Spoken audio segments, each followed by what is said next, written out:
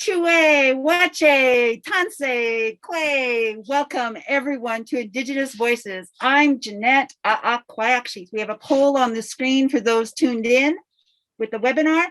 We're wanting to know how many people have been to the ROM before. We're so glad you're able to tune in to us with here at our live webinar for Indigenous Voices. And I know we're all broadcasting from home, so am I. I'm going to take my mask off. I'm very thankful that students are home and that they're safe and that they could tune in today with us. There are 5,021 students online today. And by the looks of it, 93% of you have been to the Royal Ontario Museum before and 7% are new. I welcome everybody to the Royal Ontario Museum. Indigenous Voices. We're so excited to have you here today, all 5,021 of you. And that makes me think, how many eyes is that? I don't do math fast, but I'm curious if you could think of the math. If there are 5,021 students, how many eyes are looking back at me? I'll leave that with you while we get started. We're so excited because today at Indigenous Voices, we're in the month of April. And April is a really big month for the Royal Ontario Museum itself. The ROM turns 107 this month. We are 107 years old. And that's why we do the land acknowledgement at the beginning of each webinar, because the ROM itself has only been in this homeland for 107 years now, that we take time to acknowledge the ancestral homeland so that we remember who was here first, and we can honor them by saying their names. I actually come from more than 3,500 kilometers away on Vancouver Island. This is my favorite parking spot back home. It's where the ocean and the fresh water meet in my ancestral homeland in the little town of Port Alberni on Vancouver Island. So I like to acknowledge the Anishinaabe, Haudenosaunee, and Wendat for welcoming me to their homelands.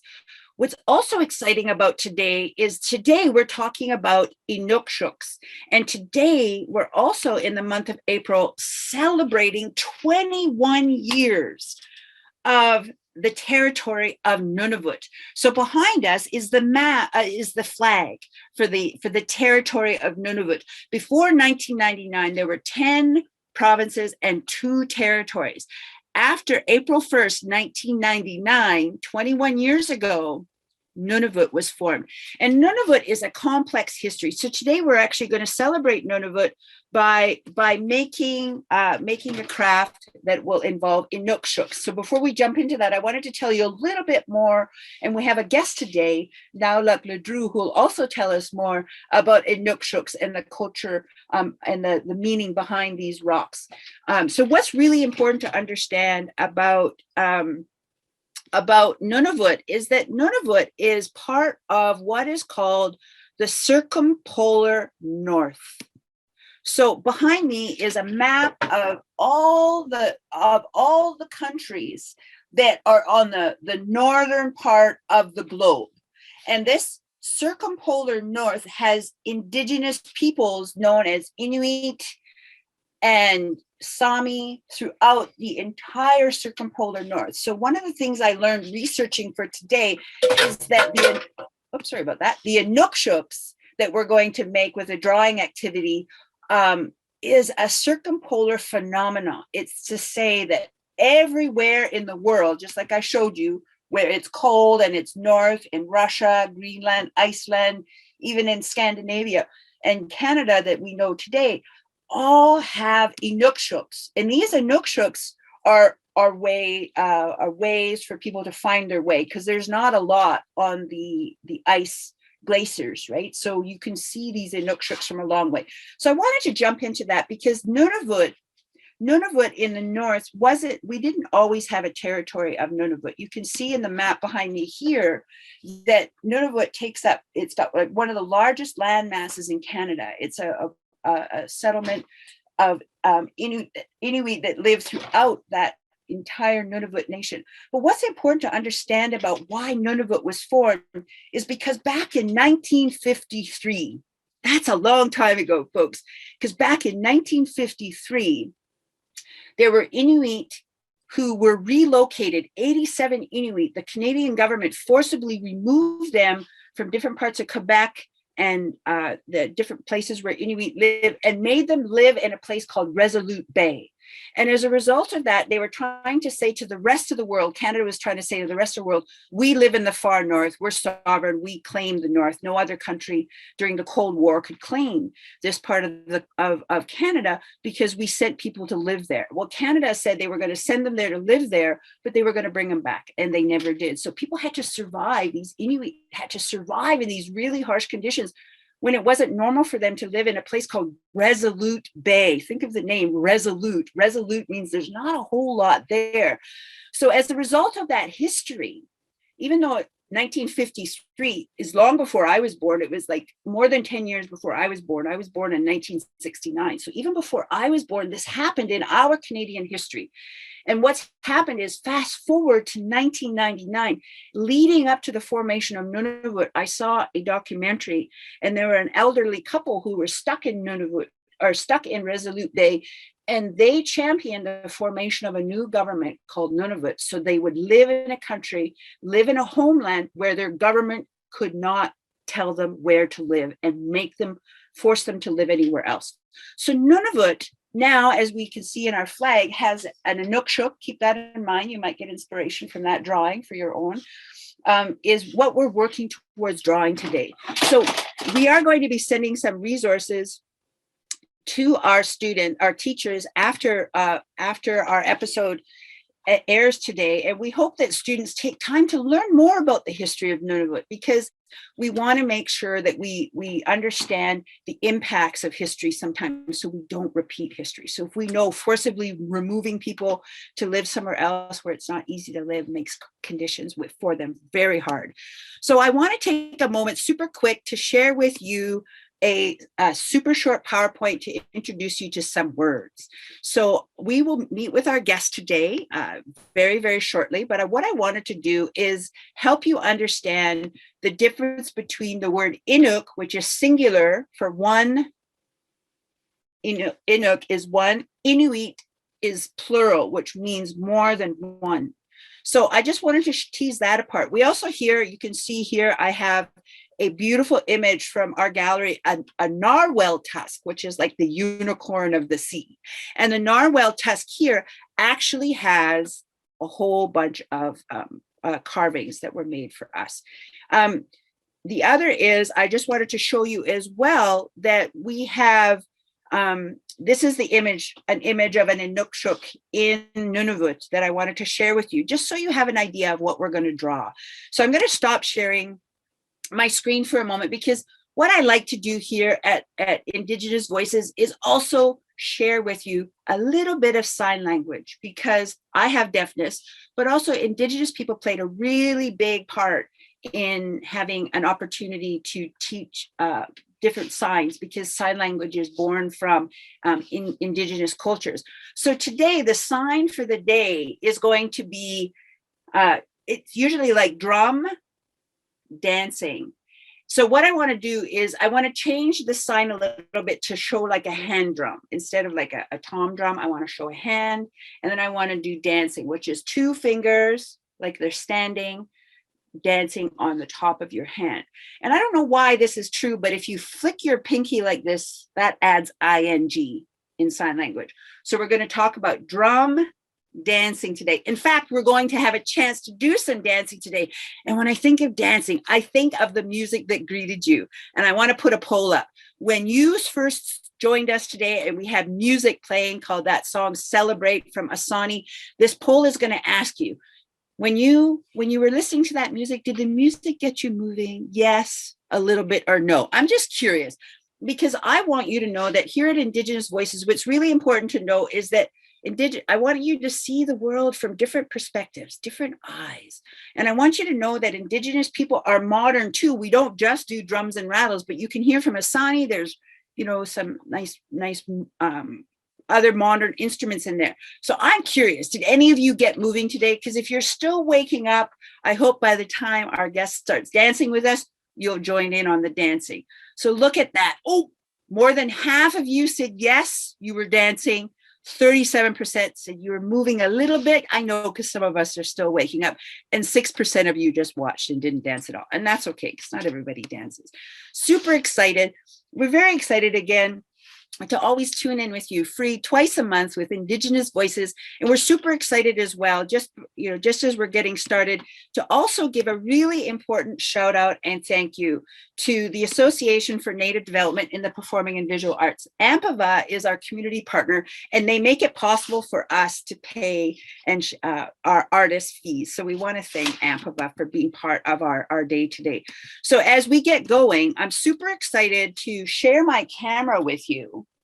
So we're going to introduce our guest in a flash, but what I want you to see in my camera is that we sent instructions ahead that all you really need is a piece of paper, a pencil. Some people might need scissors if they end up cutting things. I found this art activity today needed a lot of eraser, because not only did I draw things, but I found to change the shape of what I was drawing, I was able to also erase a lot. So we're going to need maybe some colors. Here's my handy dandy little travel pencil crayons. I've got some tape here because you never know.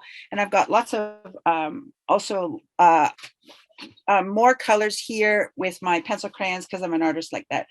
So one of the things that we're going to get ready to do in a flash is I just want to show you a very short video. So getting our control room in the wings there to share a video in a flash. But I just wanted to show you that where we're headed is to draw an Inukshuk. We're going to draw this Inukshuk, and we hope people will include @ROM Toronto. And you can see that as I was getting ready for today, that I took the time to actually trace it out in black. So that way you could actually plan for that when you finish your drawing, so that it stands out way more, that you can be prepared. And so I'm still learning how to draw rocks. And so to set myself up for success today, I watched a little video, and I'm going to sketch along to continue practicing. But we're going to show you a short video so that we can set you up at home for some success. And watch this short video and get inspired on how to draw rocks. So in this tutorial, I'm going to show you guys how, just some tips on how to render like rocks. It's pretty simple, actually. I think the major thing that's important to learn when it comes to rendering rocks is a simple block, like so. If you can render this, you can draw rocks really easily. All right, I'm going to show you exactly what I mean. So, not being too neat here, but here's a rock here, and it's being lit from our upper right. All right. So, say for example, the light source is in this direction. Okay. So, the top is most directly facing the light.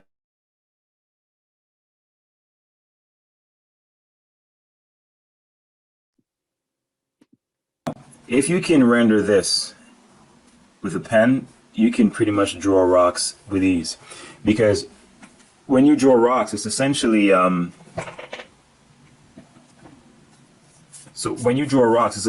just a modification of a block or cube, right? So for example, let's look at just ways you can modify a block. So say for example, we have a block like that, right? You can modify that same block so it can actually look something like that. You know, you can modify it so it looks like that. See, all I'm doing here is just playing around with variations of this. You can use, you can stretch it.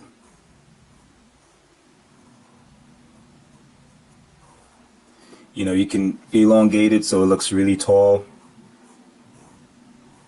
You know, and as I said, you know, with drawing most things, once you can see them as, you know, simple forms, it makes it a lot easier to draw. And the thing is with simple forms, especially thinking of a block or sphere or cylinder, is that they convey volume really easily. So they look three-dimensional, all right? So that's the thing. They take care of the whole idea of things looking, you know, like it takes up space for you. You don't have to worry about that. Now, once you can think of rocks that you're drawing in terms of block, then you can modify the shapes. And then excellent. So that's exactly where I was hoping we'd end the video, just showing that you can modify a block shape. So you can see that while we were listening to the video, I was making some sketches along the way. And I think what got really excited was when he said that we could make elongated squares or like patterns so that it shows something that's a bit longer. So I'm always learning, always learning. And we're really hoping that people just have some fun.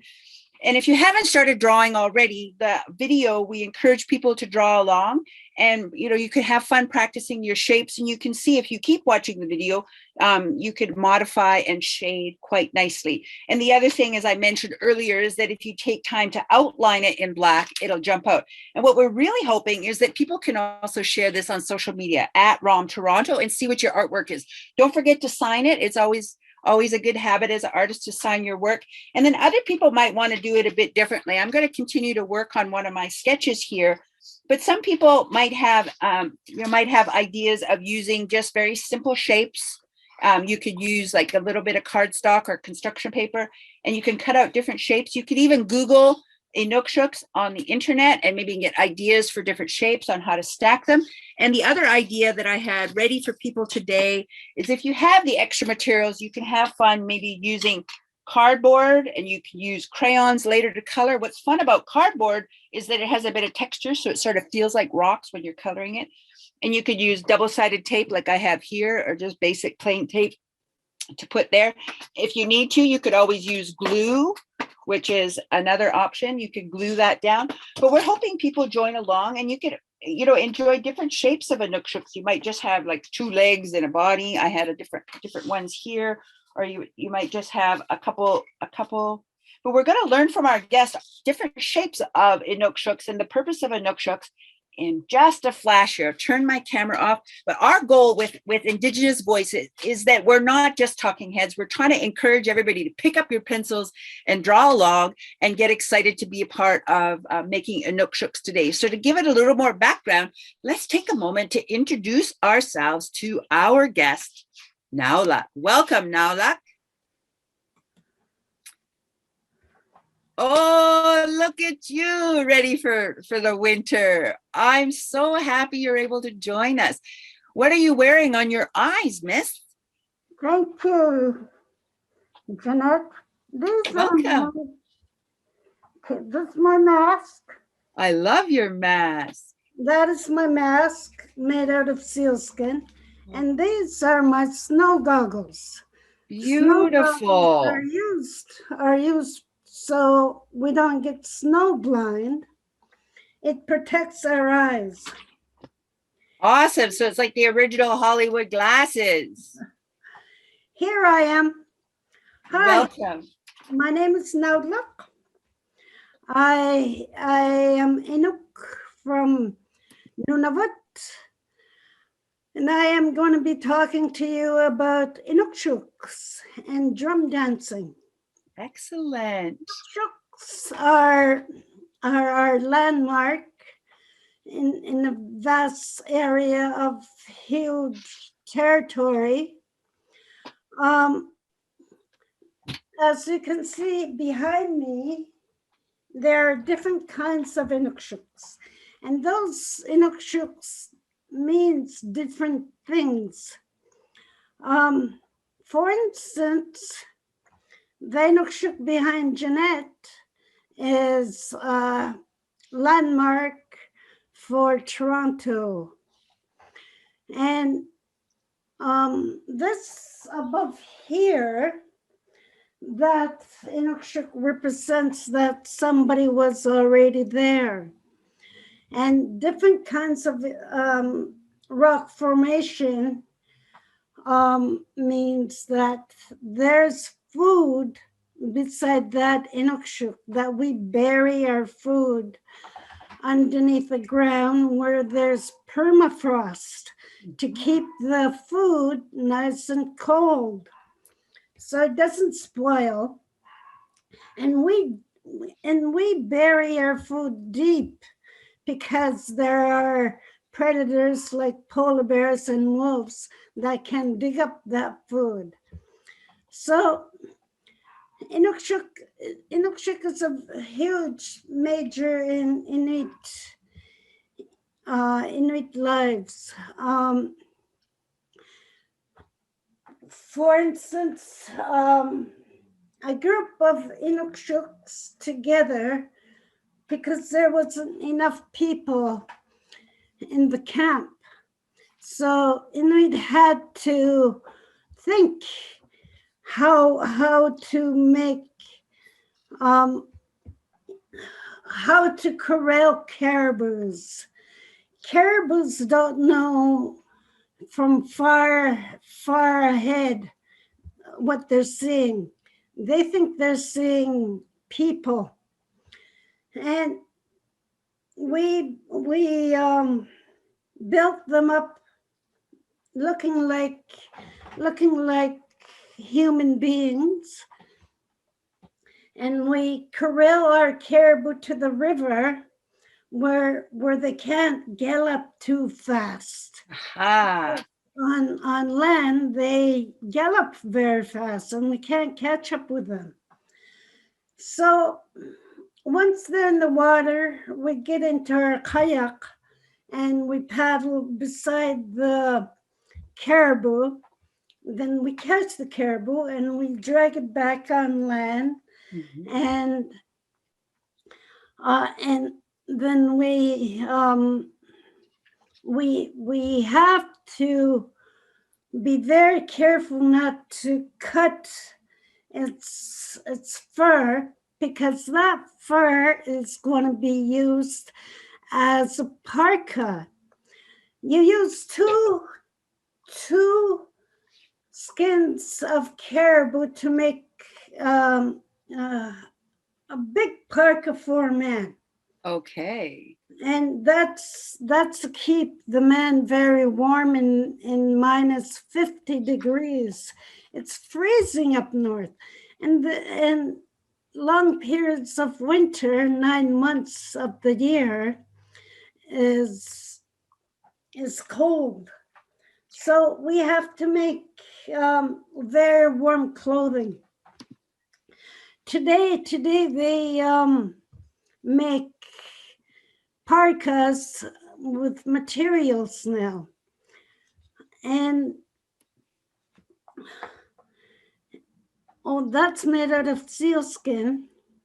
The one you're wearing here. You were telling us when we got ready for today that sealskin is warm, but caribou is warmer. Yes. And in this next slide, there's traditional and modern ones, but both of them have a lining. I learned that from you.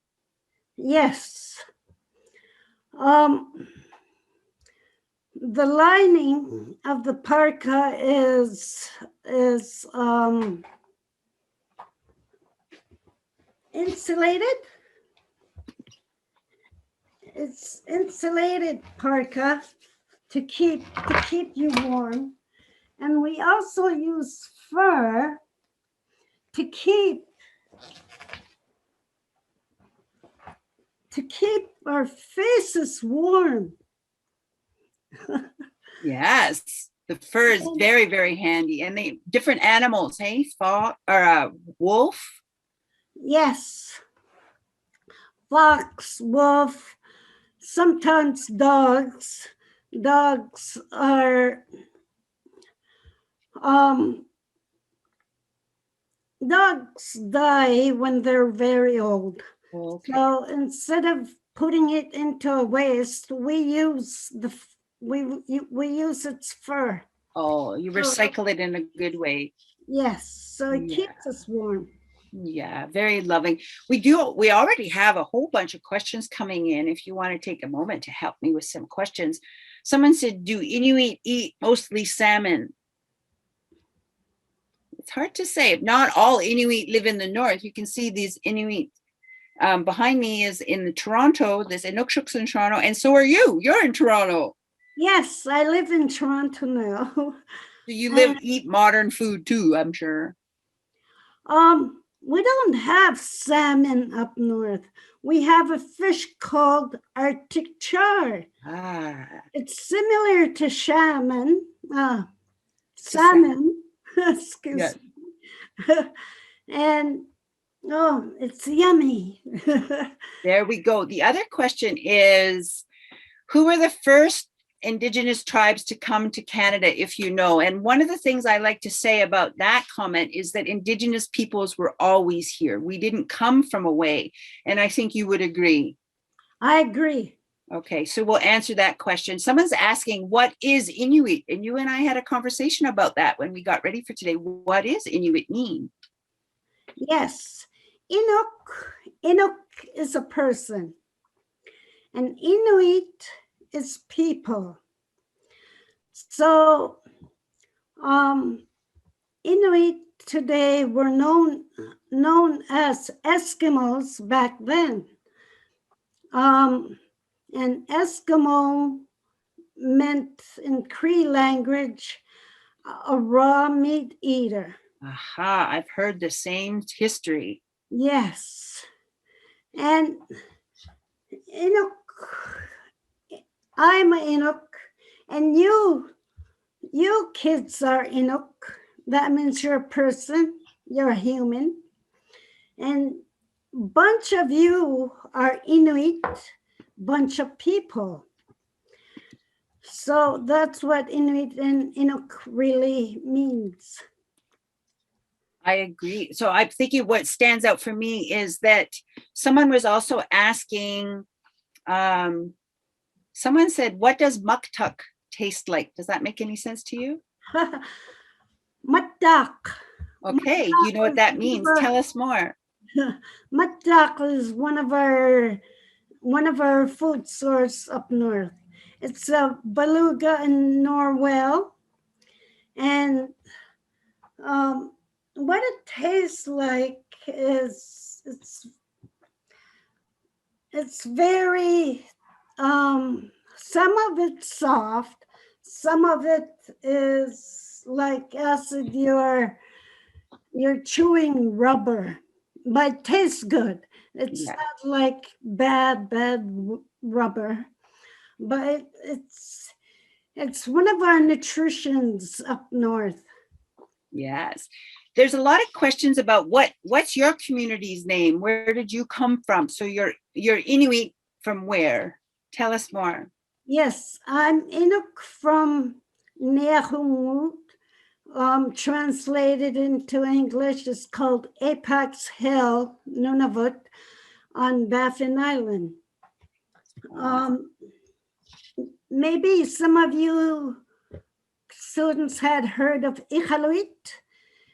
Iqaluit is, Nehungut is 3 miles out of Iqaluit on Baffin Island. And it used to be called Frobisher Bay before we became independent territory, called Nunavut. There we go. So there's some questions like, I think we've tried to answer them, but there's students saying, well, what are the rock towers for? We had a rehearsal for today. We know that they're not to play on. We know that they're not a toy. Yes. Yeah. Formation of the rocks do crumble, so you are not allowed to climb on them. And if you do climb on them, you'll seriously get hurt. So we were taught not to climb on any Inukshuks because they're rock formation and they're very heavy and easily you can get hurt. Well, someone asked a question and I thought they might be listening because we've already said it, but can you remind us, do all Inuit live in the north? Someone's asking. No, not all Inuit do live in the north. I believe we are all over the world now. The largest Inuit community in Ontario is in Ottawa. Mm-hmm. And there's some Inuit in Vancouver. There's some Inuit in the States. Mm-hmm. And there's some Inuit on East Coast, West Coast. We're mostly Everywhere. all over the place now. And you live right here in Toronto. And one of the things that we showed when we were getting ready for today was we showed a soap sculpture of an igloo and what that meant. But we can agree, you don't live in an igloo. You're a modern Inuk living in the city. But there would be a time when people did live, or in these dwellings. Yeah. Yes, we did use igloos as our house. There are types of snow that you can build your igloo on. And igloo has three landing areas. The first, the entrance is the most coldest because it's opened, and that's where we keep our food. And the second landing is where we eat our food. And the third landing is our bedding, where we sleep. And Inukshuk is very warm because it is insulated. When you light the kulik up, it melts the top layer of igloo, and it forms as an ice, and that keeps us insulated. There you go. As we were getting ready for today, we talked a little about seals and seal hunting, and I have a seal skin fur here. We learned from you that caribou is warmer. I had a little laugh with you that I got some seal skin boots from Japan. The only thing seal about them is the fur, because the boot itself is terribly cold. It's like made out of plastic. So we'll have to talk about making it a bit proper lining, hey? Yes. And as we got ready for today, one of the things that we want students to do is to have fun drawing Inukshuks, have some fun with that. But we're really hoping that you'll also take some time to do some dancing with us. So I'm going to share my screen super quick, because one of the things that we talked about was that not all Indigenous hand drums are the same, right? So there's a sample of an Inuit drum. It actually has some hide on it. The one that you think you'll share today doesn't have hide. Here's a hide that I have. And one of the things we like to do on Indigenous Voices is show you some of the materials that are involved. And I have a hand drum, right, that I drum with that's very different from yours. And one of the things we're going to do today is get a chance to hear you play, and I'm going to dance along with you. And I really hope our students at home will hop out of their chair and dance as well, because it's not a hard dance, I heard, but we wanted to share just to get that conversation started. I'm going to put this background on because these are Inuit, even though it might look like a sunny day powwow. It's a way of saying that in the background, Inuit live everywhere, and we see Inuit take pride in their culture, even in modern day powwows like the one behind me, and they share their culture like you're about to share with us today. So I'm so excited you've agreed to share some Inuit drum dancing, and you tell me what to do and we'll do some dancing and drumming together. Awesome. The most exciting part. 5,021 students out there. I hope you've hopped up out of your chair just like I did just now. Hey? Now Lux out of her chair. I hope you're out of your chair and you're going to dance with us. Are we ready? This is a huge drum, Inuit drum, and it makes an awesome sound.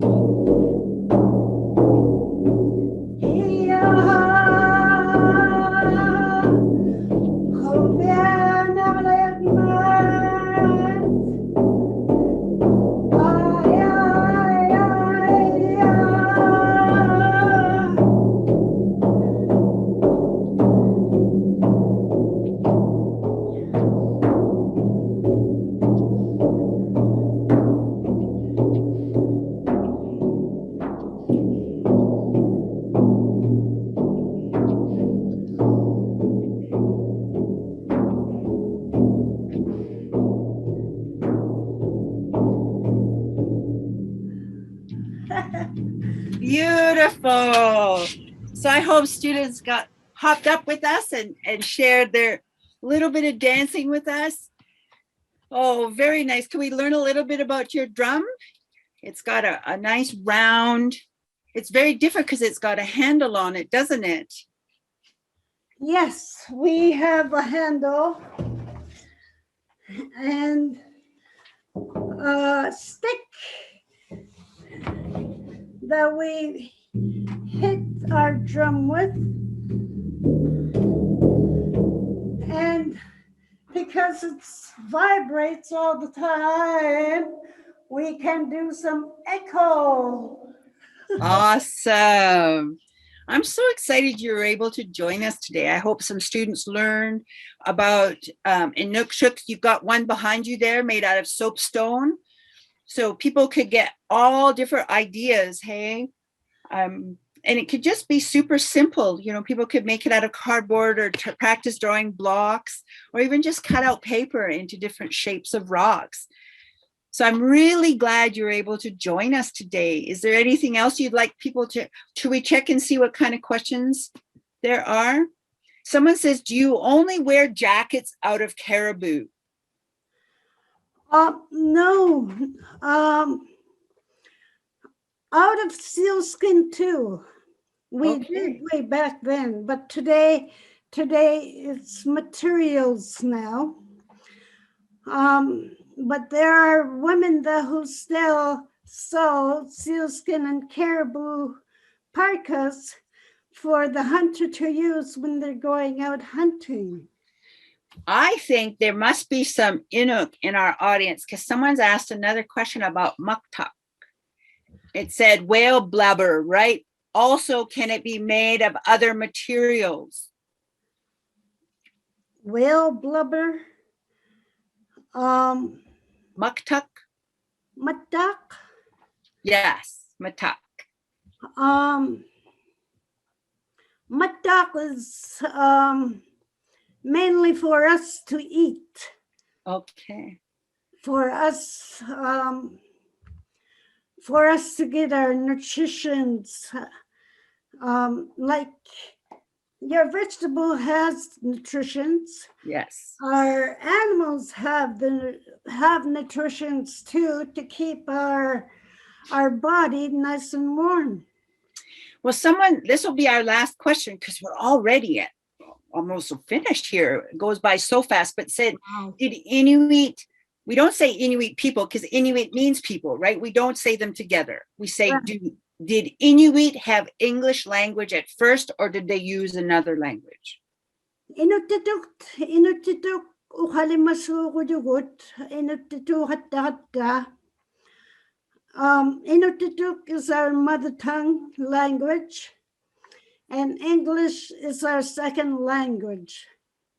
We learn from schools, just like you are in school. Yes.